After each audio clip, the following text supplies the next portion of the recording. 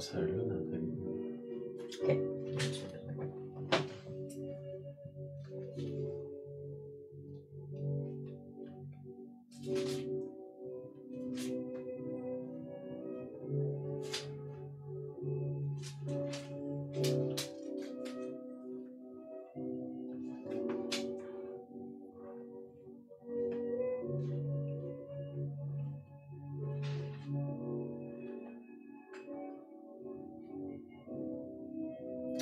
Pierre Drolet, Ginève, Bonjour de la chaleur. de la chaleur du Mexique.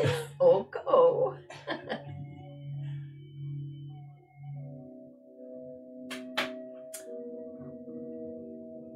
Bonjour Cathy. la famille Michaud. Famille Michaud, on dit bonsoir. Bonsoir. Écoutez, ouais. Liliane. Ah, Liliane. C'est bon de te voir.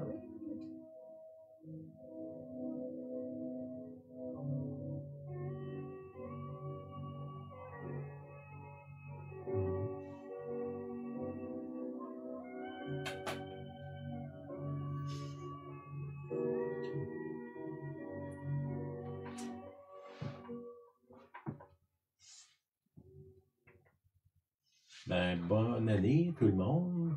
François Bergeron, bonsoir. François. Bonne année, oui. Beaucoup Oui. de bonheur, beaucoup d'expérience avec Dieu. Guylaine. L'aventure avec le Seigneur. Vous autres, t'avais-tu quelque chose? Moi aussi, j'ajoute mes bons voeux de nouvelle année à chacun de vous. On vous voit, on vous lit. On a reçu beaucoup de belles pensées, des beaux souhaits pour l'année. On tente de vous rejoindre, là, pour la plupart, que ce soit en France ou ici ou au Mexique. Et on vous souhaite une bonne année. Dans la grâce, toujours. Oui. Amen. OK. Il y a une tradition de gens prophétiques qu'on connaît aux États-Unis là, qui prennent un psaume puis qui va avec l'année finalement. Là c'est 25. Puis elle va nous lire ça, le psaume 125. Le psaume 125, même je vous encourage à le lire pour l'année, même à le mémoriser. C'est uniquement 5 versets. Alors, ça dit le psaume 125. Ceux qui se confient en l'Éternel sont comme la montagne de Sion, elle ne chancelle point. Elle est affermie pour toujours. Des montagnes entourent Jérusalem. Ainsi l'Éternel entoure son peuple, dès maintenant et à jamais.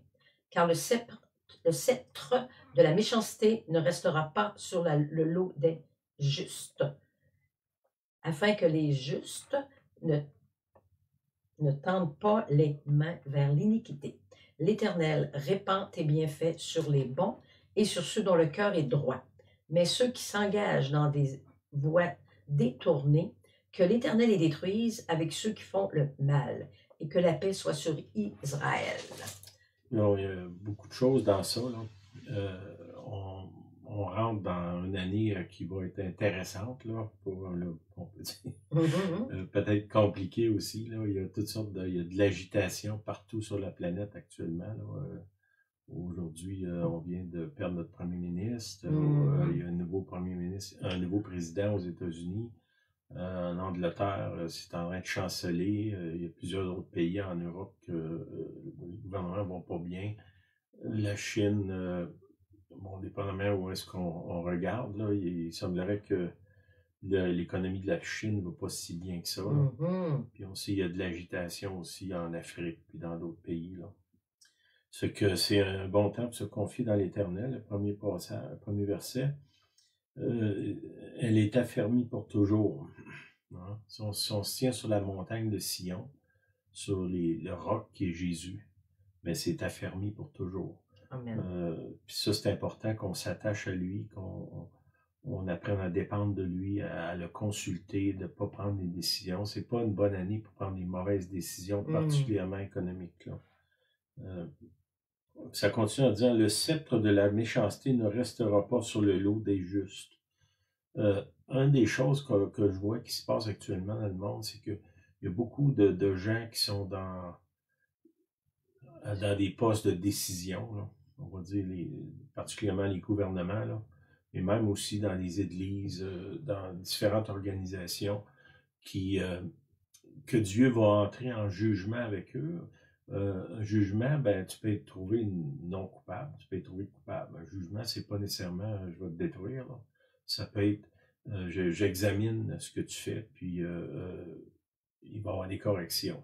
Ce que je vous dirais, c'est pas une bonne année pour abuser des autres, puis prendre avantage des autres. Ça ira pas bien là, pour ceux qui embarquent dans ce chemin-là ou qui persévèrent dans ce chemin-là. Afin que les justes ne tendent pas la main vers l'iniquité. Bon, des fois, quand on regarde, on dirait qu'on a l'impression que c'est ceux qui sont méchants ou ceux qui sont des fraudeurs, ils prospèrent mieux que ceux qui font le bien. Mais faites attention de ne pas tomber dans cette pensée-là. Il met en garde ici, il dit que Dieu va régler des choses avec ça. Sa conscience, l'Éternel répand tes bienfaits sur les bons et sur ceux dont le cœur est droit. Hein, c'est une bonne année pour examiner notre cœur.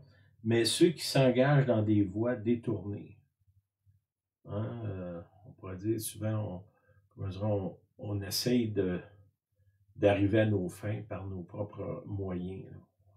On essaye toutes sortes de façons. Même si on est chrétien, des fois, on demande à Dieu de bénir notre volonté qui est loin d'être la sienne. Là. Mais ça, c'est pas une bonne année pour ça. Cherchez la volonté de Dieu. Quand vous priez, soyez extrêmement prudent de faire des demandes quand vous n'êtes pas certain que ça vient pas de Dieu, que ça vient de Dieu. Ça vient pas de Dieu, c'est ça. Que l'Éternel les détruise avec ceux qui font le mal. Que la paix soit sur Israël. On sait là aussi, en Israël, il y a des conflits énormes. Là. Dernièrement, il y a quand même des pourparlers de paix, là, mais c'est ça. C'est une année pour ça de faire, dans le fond, d'aligner notre cœur avec Dieu, d'apprendre à lui faire confiance, de se tourner vers lui. C'est un moment important pour ça. Savais-tu quelque chose? Je vais juste ajouter que le verset m'échappe, là, mais c'est Dieu sonde nos cœurs. Donc, il sonde nos cœurs, puis on a rencontré beaucoup de monde dans le temps de Noël, famille, amis, rencontres à gauche, à droite. Et ce qu'on peut percevoir, si on regarde en général, je parle, il y a beaucoup de peur, même chez les chrétiens au niveau du cœur. Donc, si on regarde à l'international, on regarde dans les pays, ce que Sylvain vient d'expliquer, bon, la peur est là. Alors, Dieu sonde les cœurs, surtout, il veut nous délivrer de la peur. C'est la paix et la joie qui doit nous abonder pour être affermis en Dieu. Donc, soyez pas surpris que Dieu va sonder vos cœurs afin de rétablir quelque chose de plus solide et que la peur puisse nous quitter, quoi. Amen. D'avoir confiance. Ma forteresse, c'est mon Dieu. Amen. Amen. OK. Coupe d'annonce. Je vous avais dit là, avant les fêtes que la réunion de silence serait le 11, puis finalement, c'est pas le 11, ça va être le 25. On va changer un peu de la formule. Là. Ceux qui viennent, vous allez voir ce qu'on va faire. Puis après ça, en février, on va commencer, on va avoir 2 réunions par mois. Une qui va être le 15, puis une qui va être le 23. Ça, c'est chez nous. Puis on va continuer en mars, là, on va vous l'annoncer à mesure. Fait que, si vous voulez prendre en note, le 15 février, le 23. Bon, ce ne sera pas une réunion de silence, les deux. Non. On a une autre formule qu'on a déjà fait dans le passé. On va revenir à ça. Dans le fond, notre ministère, c'est le ministère de... Dans le fond, l'appel sur nos vies, c'est d'enseigner des gens à entendre Dieu et à obéir. La réunion de silence fait partie de ça. Là, on va essayer de pousser plus sur tout ce qui a rapport au don de révélation. On va dire prophétie, mais c'est plus que ça. Là, c'est entendre Dieu. On va focusser là-dessus en pratique par des exercices. Là. Si ça vous intéresse, vous viendrez voir ce qu'on va faire le 25 janvier, puis le 15 février, le 23. Ça va s'ajuster là à mesure. Nous, on a déjà une année qui est pas mal remplie. Là. Plusieurs voyages à l'extérieur, dans d'autres pays, là, organisés déjà. Puis, c'est ça. Merci Seigneur. Ça nous permet d'étendre finalement ce qu'on fait là, à l'étranger, dans d'autres pays. Puis on remercie Dieu pour sa faveur là-dessus. Mhm. OK, juste un petit peu avant Noël, je suis allé voir un groupe de gens, là, des jeunes en particulier. Puis juste avant de partir, le Seigneur m'a parlé, puis je veux revenir sur ce qu'il m'a montré là-dessus. Je ne sais pas si je vais être capable d'exprimer toute ma pensée, là, mais en tout cas, je vais y aller. OK, c'est l'histoire de Caïn et Abel. Hein. OK, ça, c'est dans Genèse 4, verset 3. C'est les fils d'Adam et Ève, les deux fils. Puis ça parle de sacrifice. Okay?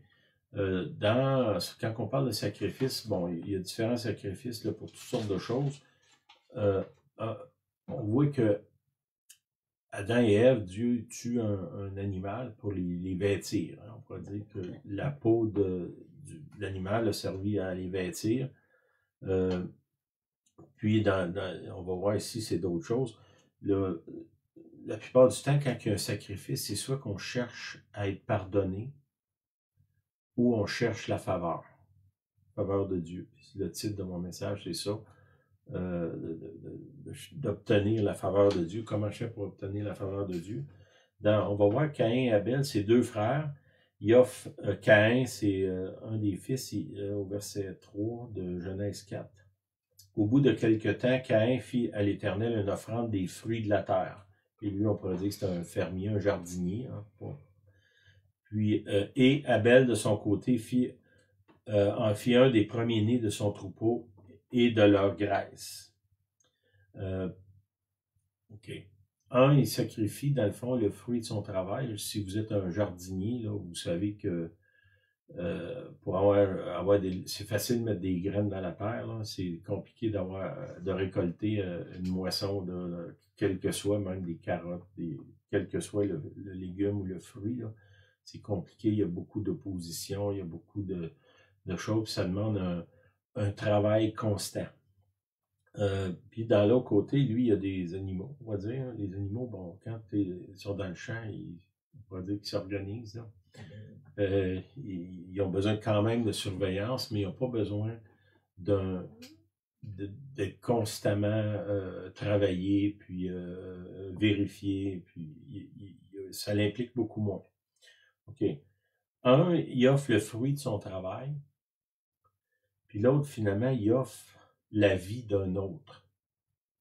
Hein, si on prend, dans le fond, c'était des moutons qu'il a donné en sacrifice, il a offert la vie d'un autre. Puis il y a quelque chose là, c'est au début des Écritures, puis à un moment donné, on avait suivi des cours un petit peu plus poussés sur la Bible, puis quelqu'un qui disait que quand la première fois que quelque chose est mentionné dans la Bible, ça devient comme un modèle, un pattern qui est là, qui se développe après. On sait que toute cette image-là du sacrifice, du sang qui est versé pour soi, comme je vous ai dit, soit avoir le pardon. Dans le cas ici, il y a eu la faveur. C'est pas clair qui demande d'être pardonné. C'est simplement comme une offrande à Dieu, une offrande volontaire, on va dire. Puis, mon point, ce qui m'a parlé beaucoup là-dedans, c'est que c'est par le sacrifice d'un autre, dans le cas là, c'est un animal, que j'obtiens la faveur. Ça continue en disant, l'Éternel porta un regard favorable sur Abel et sur son offrande, mais il ne porta pas un regard favorable sur Caïn et sur son offrande. Là, ça dit que Caïn fut très irrité et son visage fut abattu. Puis je vous dirais que ça, c'est souvent une caractéristique des gens qui sont pris dans, je vais utiliser le mot religion, là, dans un système de croyances organisées. Ça peut être aussi, aujourd'hui, là, la religion, ça s'est développé dans tous les sens. Là. Il y a des religions par rapport à notre sexualité, des religions par rapport à l'environnement, des religions, ce qu'on mange. Il y a plein de... C'est des anciennes religions, finalement, qui refont surface, là, qui étaient là à l'époque de Jésus avant, là. Tout ce qui a rapport à la sexualité débridée, là, tout l'alphabet qu'on connaît.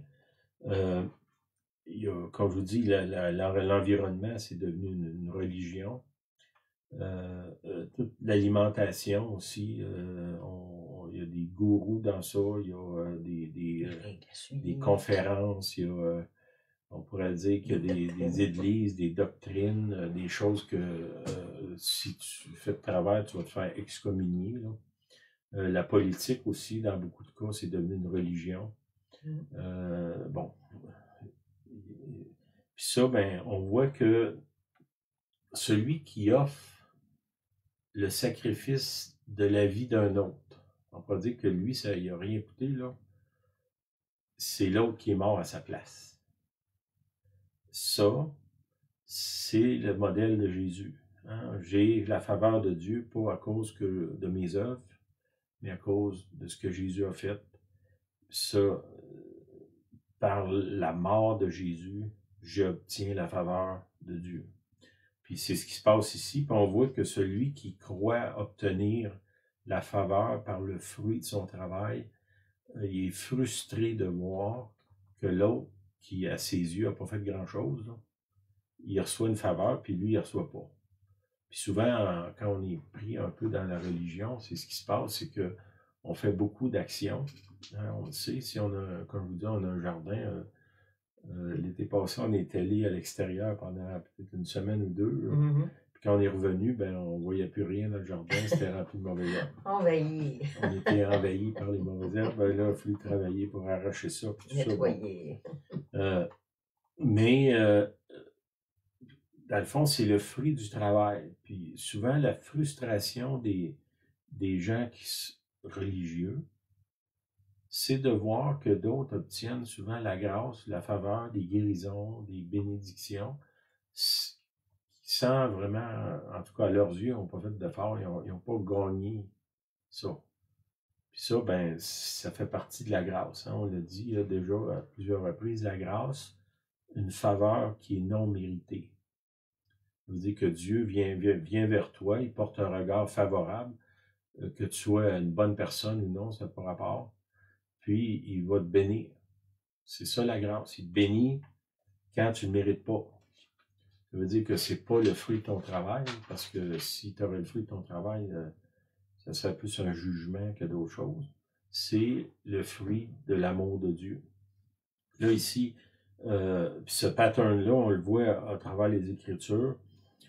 Puis pourquoi je vous parle de ça, c'est que beaucoup de gens qui sont frustrés en religion, les chrétiens en particulier, d'autres religions aussi, là, les chrétiens n'ont pas le monopole de la frustration. Là.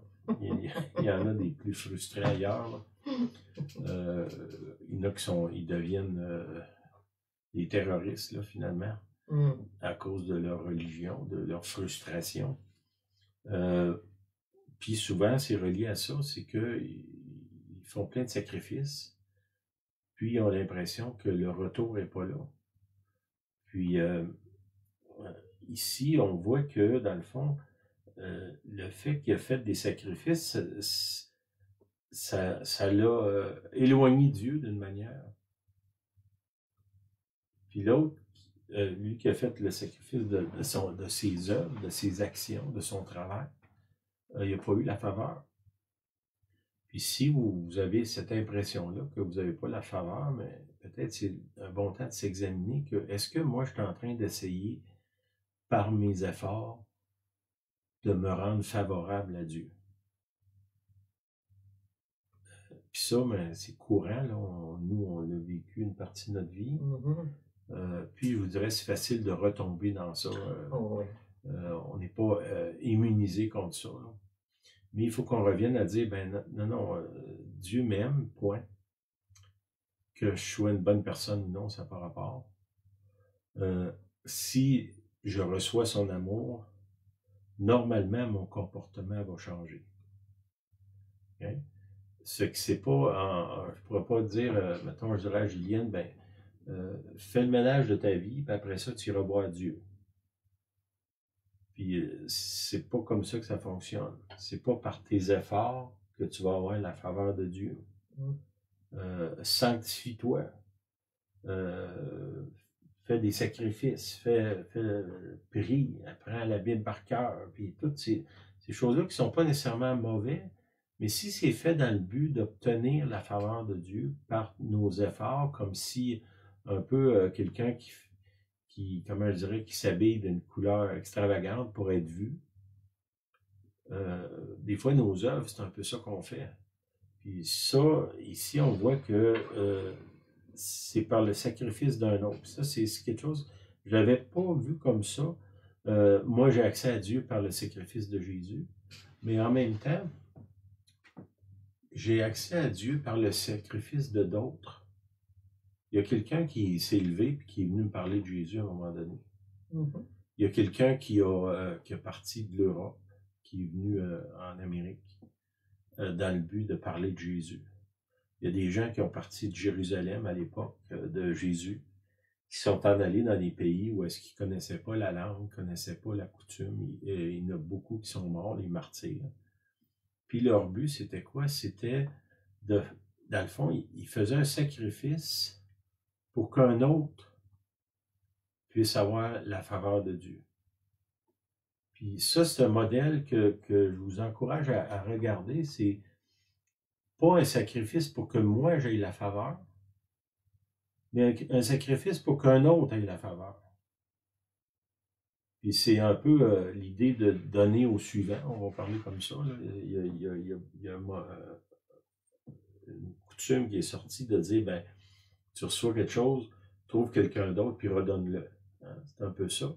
Mais vous avez reçu Jésus par le sacrifice de quelqu'un d'autre.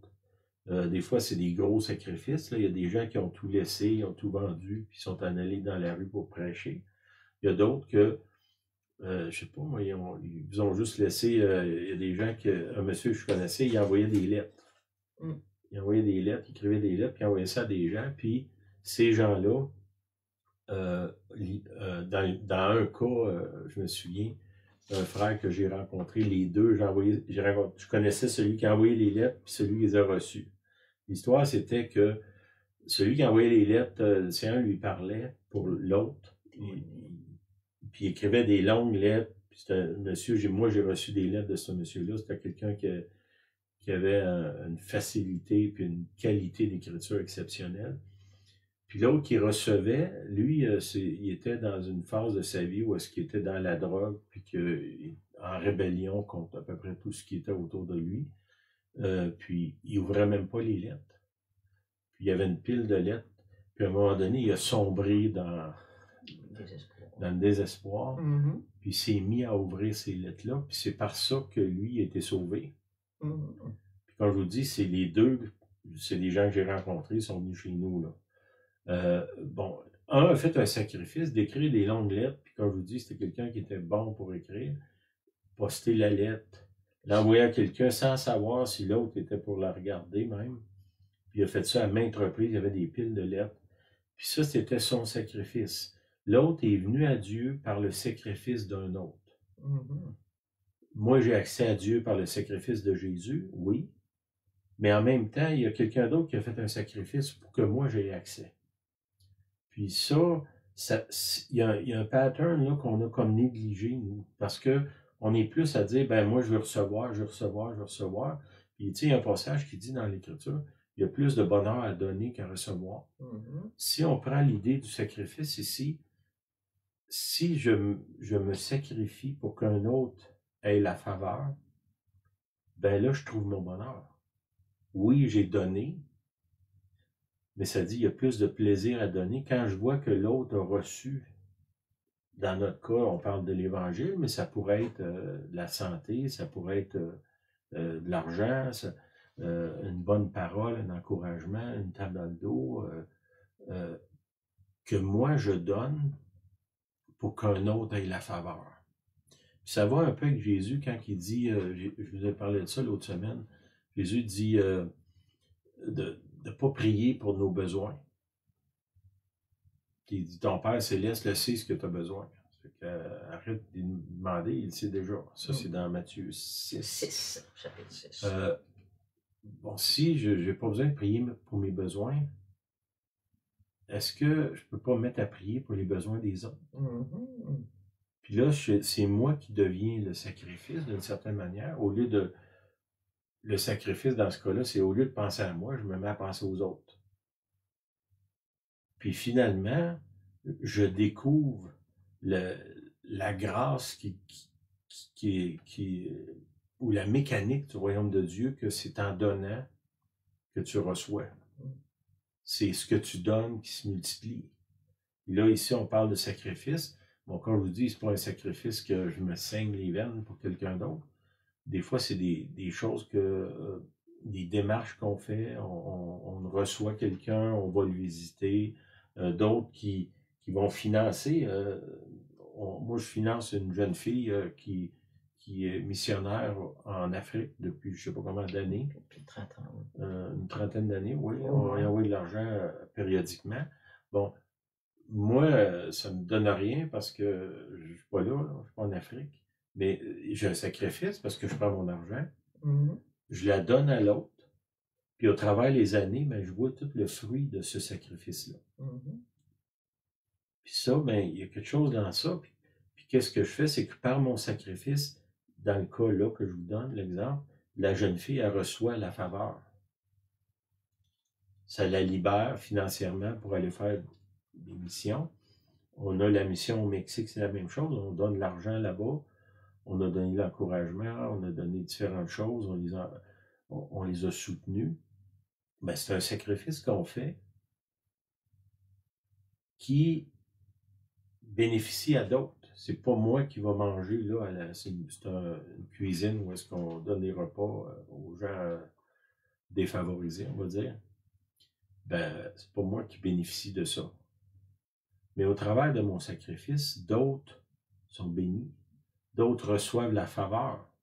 Dans ce cas-là, c'est, oui, la faveur de Dieu, la faveur d'avoir un repas pour manger, la faveur d'avoir quelqu'un qui prie avec toi, parce que là, on finance la place, il y a des gens qui viennent, il y en a qui viennent pour manger, il y en a qui viennent pour prier ou recevoir la prière. C'est par notre sacrifice, tu sais, oui, Jésus est mort à la place, merci Seigneur, mais moi, quelle partie de moi que je peux faire mourir pour qu'un autre reçoive? Est-ce que c'est dans mon portefeuille, dans mon écoute, dans mon hospitalité, dans moi aller, par ma bouche? Il y a toutes sortes de façons de le faire. Puis oui, c'est un sacrifice. Pourquoi un sacrifice? Parce que je prends mes ressources, mon temps, mon énergie, mon argent, puis je le donne à quelqu'un d'autre. Mais si je comprends la mécanique du royaume de Dieu, c'est quand que ce que je donne, il y a plus de plaisir à donner qu'à recevoir, c'est là que je trouve mon plaisir. Les gens qui sont heureux, ça c'est prouvé scientifiquement par des multiples recherches, les gens qui sont heureux, c'est les gens qui donnent aux autres. Les gens qui s'occupent des autres, les gens qui sont prêts à faire des sacrifices pour les autres. Puis c'est ce que Dieu a fait avec nous. Quand nous, on était pécheurs, on était rejetés, Jésus est venu, il est mort à notre place, puis par son sacrifice, on a reçu la faveur de Dieu. Mais là, aujourd'hui, je suis en dette avec Dieu, une dette que je ne pourrai jamais rembourser. Puis de toute façon, même si je pourrais la rembourser, pour Dieu, tout ce qu'il y a dans l'univers, ça y appartient. Je ne peux pas rien redonner à Dieu qui n'est pas déjà à lui. C'est quoi que Dieu me demande? Au lieu de me rembourser, va vers un autre. Va vers un autre, puis la dette que tu as envers moi, va la payer à quelqu'un d'autre. Ça, c'est simple. Chacun de nous peut faire ça, même un enfant. Même vous êtes, mettons, je ne sais pas, vous êtes au foyer, puis vous dites, ben moi, je ne sors pas, je ne fais rien. Ben, vous pouvez prier. Vous pouvez prier pour les autres. Puis ça, la prière, ça n'est un sacrifice. Quand on prie, puis là, comme je vous dis, selon Matthieu 6, c'est arrête de prier pour toi, puis commence à prier pour les autres. Puis Dieu, il dit, si tu fais ça, moi, je vais m'occuper de toi. Bon. Est-ce que Dieu est meilleur que moi pour s'occuper de moi? La réponse est facile. Hein? Si Dieu il me dit, je vais m'occuper de toi, j'ai plus besoin, ça va être le psaume qu'on a lu tantôt. Arrête de t'inquiéter, là. Dieu, il t'a pris en charge. Mais là, il t'a pris en charge pour tes biens, tes besoins. Ben, toi, là, tu es libre. Si je ne m'inquiète plus de mes besoins, c'est peut-être le temps que je me tourne puis je commence à regarder pour les besoins des autres. Puis ça, c'est au cœur du christianisme, là. C'est pas moi qui ai inventé ça, là.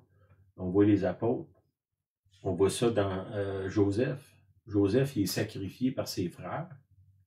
Hein, il le vend. Ça, Joseph de l'Ancien Testament, pas Joseph le mari la mère de Jésus, mais lui, il est vendu par ses frères, puis se retrouve finalement à diriger un pays, puis ses frères ont besoin d'aide, puis là, qu'est-ce qu'il fait? Il se sacrifie pour eux, là, d'une manière. Il a été sacrifié pour sauver un peuple. Dans le cas de Joseph.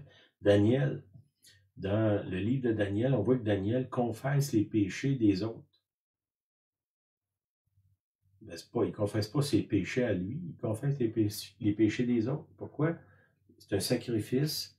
Lui, il se trouve à payer en demandant pardon, demandant la faveur, puis les autres, qui peut-être se repentent même pas, vont recevoir, ils ont reçu, parce que l'histoire est là, ils ont reçu une faveur, parce que lui, il s'est sacrifié, puis il s'est mis à prier pour eux. Il a donné à leur place.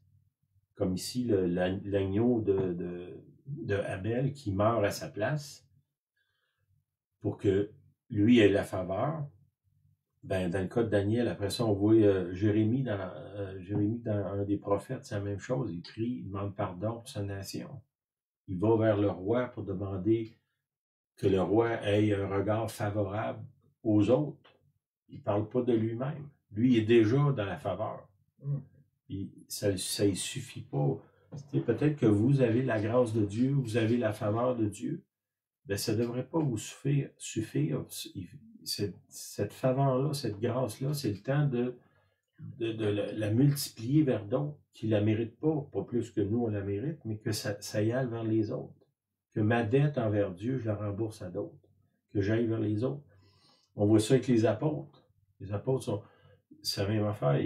Paul il dit, ce qui manque aux souffrances de Christ, je l'accomplis dans ma chair.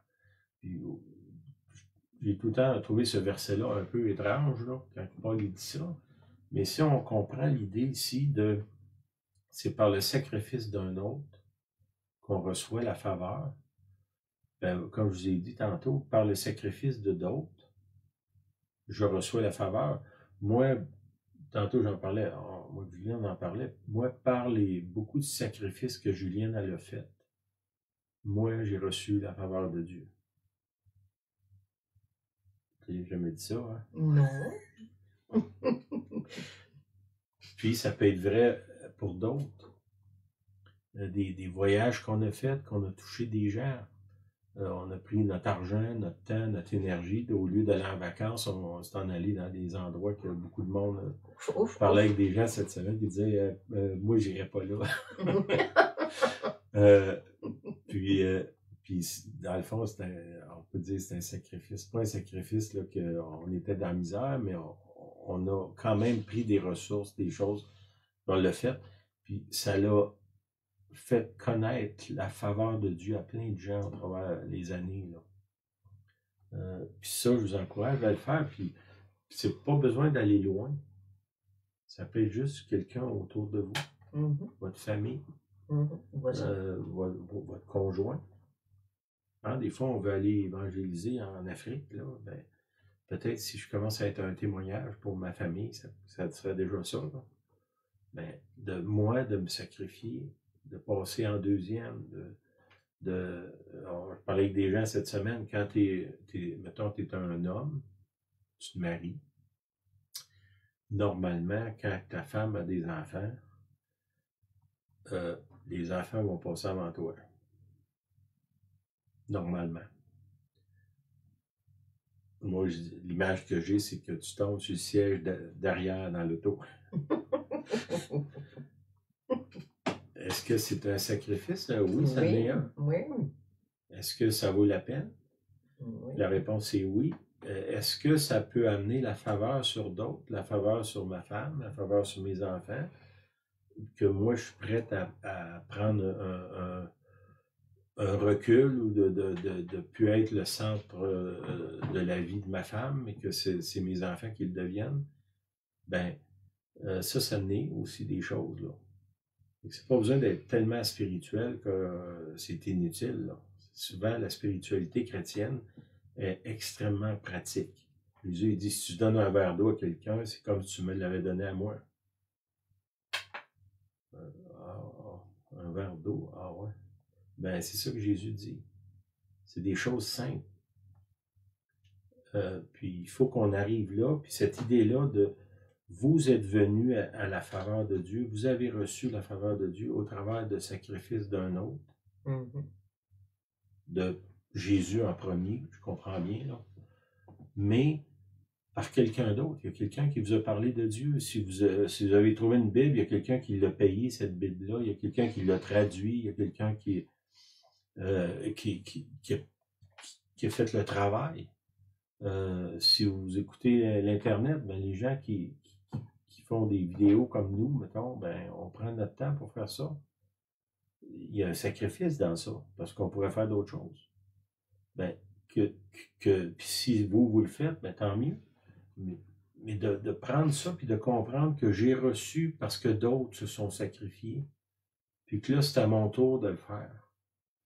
Puis d'arrêter d'être, on parlait avec quelqu'un cette semaine, d'être un trou noir. Là. Tu sais, dans l'espace, il y a des trous noirs qui dit que ça dit qu'il absorbe tout ce qui s'approche de là. Hein, c'est comme un grand aspirateur géant qui... Bon, ben, c'est pas le modèle que Jésus nous a donné. Ce que vous avez reçu, dites-le à d'autres. C'est ce qu'il dit aux disciples. Allez par tout le monde. Partagez ce que je vous ai donné. Faites des miracles. Je vous ai donné cette grâce-là. Faites que les autres partagent. Les autres le reçoivent. Puis si vous avez reçu, ben commencez à le faire. Vous n'avez pas besoin, comme je vous dis, d'être un théologien puis d'avoir été 10 ans à l'école biblique. Là. C'est pas nécessaire. Le simple fait d'arrêter de se regarder puis d'aller vers les autres. Avec les ressources que vous avez, avec les moyens que vous avez, avec les limites. Si, mettons, je me souviens, il y a plusieurs années, il y avait une femme, j'ai entendu un témoignage, la femme, elle avait des jeunes enfants, puis là, elle était d'un groupe de gens qui étaient, on va dire, plus libres qu'elle, parce qu'il y avait soit plus d'enfants ou il n'y en avait pas encore, puis ces gens-là allaient témoigner partout, puis évangélisaient, puis elle, ben, elle se sentait comme prisonnière, pas capable, pas bonne, moi, je fais pas rien pour Dieu. Finalement, elle, son sacrifice, c'était de s'occuper de ses enfants. Puis devant Dieu, ça a autant, sinon plus de valeur que d'aller dans les rues évangéliser, là, ou évangéliser dans un autre pays, ou quoi que ce soit. Dans les limites que vous avez, un jeune homme qui est de notre groupe qui est fermier, ben, on pourrait dire que ses capacités de sortir sont plutôt limitées. Mais dans où est-ce qu'il est là, Dieu peut lui parler, il peut prier, il peut être témoin de quelques personnes qui viennent le voir, il peut être en prière pour d'autres qui sont à l'extérieur. C'est pas un enfermement, là. Puis l'idée d'aller, de faire un sacrifice pour l'autre, Dieu va tenir compte de votre situation. Puis il ne vous demandera pas nécessairement de faire quelque chose qui est hors de votre portée. C'est que dans les limites que vous avez, Dieu peut vous aider. Comme je vous dis, si quelqu'un est pris dans, je sais pas, moi, je suis pris dans une chaise roulante, ben je peux pas, je suis limité, ben je peux prier. Je peux peut-être aujourd'hui au téléphone, avec l'Internet, tout ça, il y a toujours un moyen de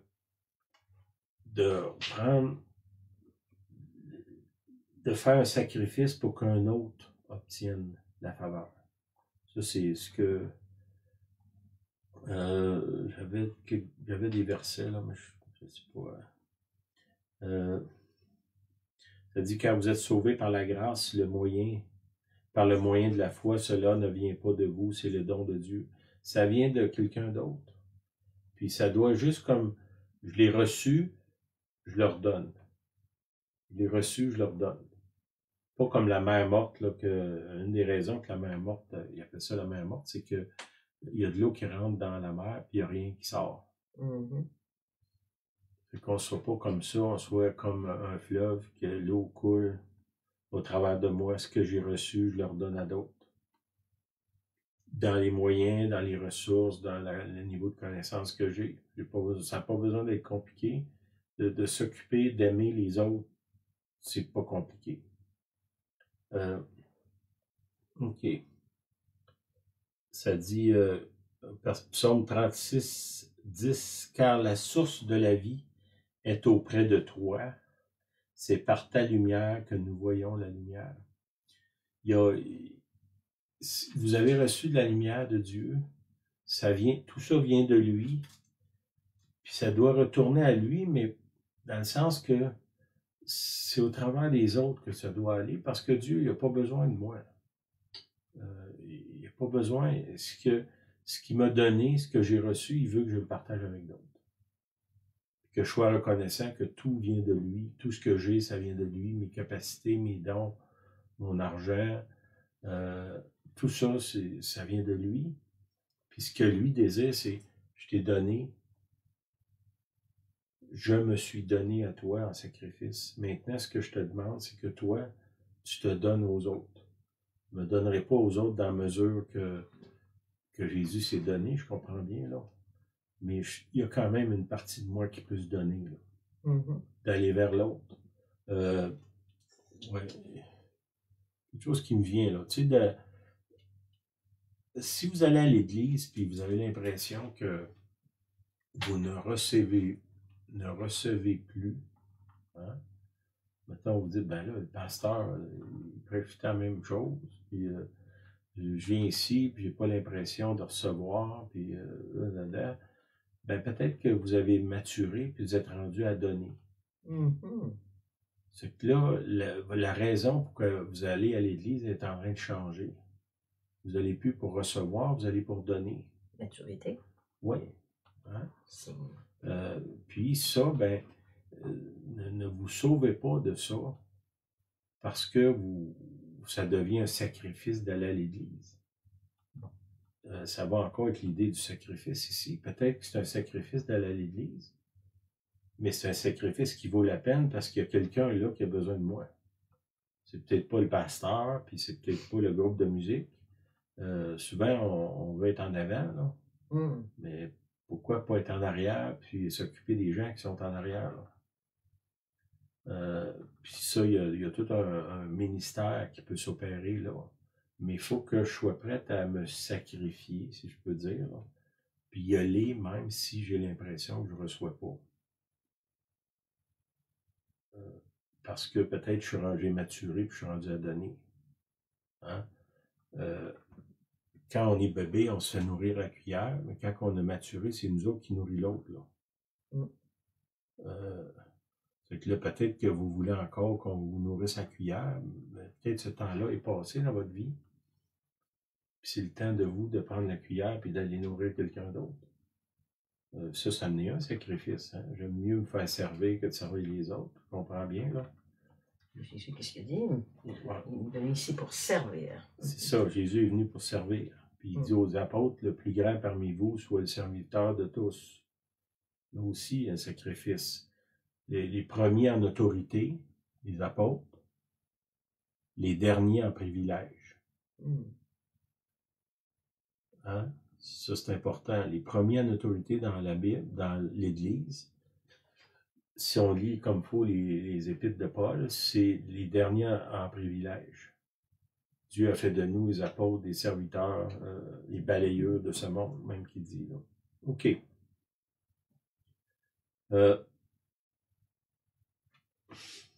Là, je vais arrêter là. C'est dit.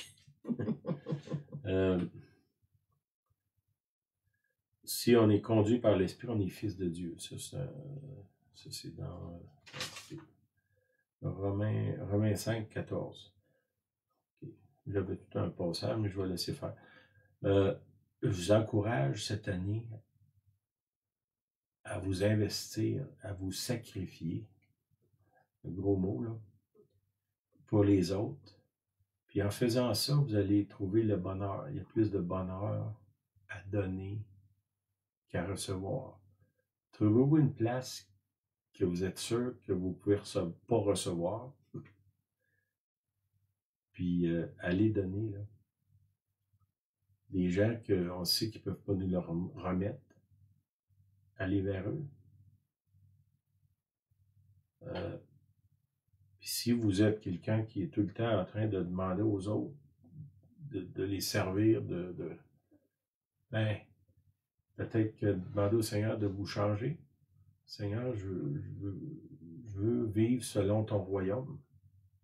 Je veux vivre en accord avec le modèle des sacrifices. J'ai reçu la faveur par le sacrifice d'un autre. Maintenant, c'est à mon tour à me sacrifier pour qu'un autre reçoive la faveur. Ça, c'est, on pourrait dire, le résumé de mon message, là. Puis je vais arrêter là. Tu avais dit quelque chose? C'est quelque chose, ça me revient, c'est quelque chose que j'ai déjà dit, je crois, sur les lundis soirs, là, que si on a le cœur de Dieu, on va faire les œuvres de Dieu, hein, les œuvres de bonté, charité. Mais par contre, si on marche dans l'esprit, ou être conduit dans l'esprit, on va accomplir la volonté de Dieu. Donc, voyez-vous comme c'est important d'avoir la marche dans l'esprit.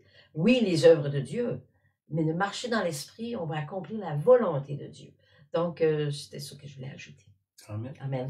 Ben, soyez bénis. Bénis. Bonne semaine à tout le monde. Bonne semaine. Trouvez-vous... quelqu'un à donner. Trouvez-vous quelqu'un qui a besoin. Comme je vous dis, selon vos ressources, selon votre temps, votre capacité. Puis vous allez trouver le bonheur. Il y a plus de bonheur à donner qu'à recevoir. Vous cherchez le bonheur, trouvez-vous quelqu'un à donner. Puis moi, je vous lance un défi qu'il est très facile de trouver quelqu'un à donner. C'est pas un gros défi que je vous lance pour la semaine. Amen. Amen. Soyez bénis, bonne semaine. Merci d'être là.